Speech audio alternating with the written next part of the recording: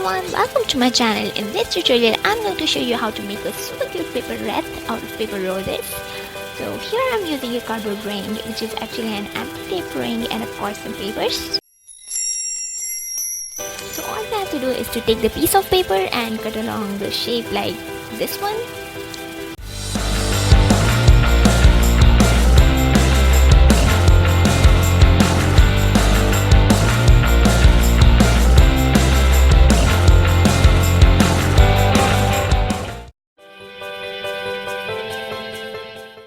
And then roll the outer edge of the circle.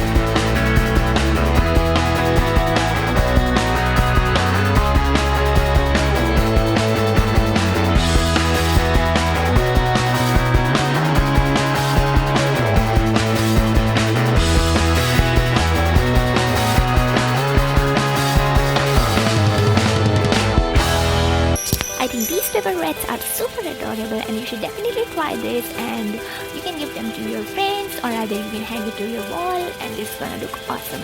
See you guys next time in my next video, and don't forget to like, share and subscribe this one. So bye bye.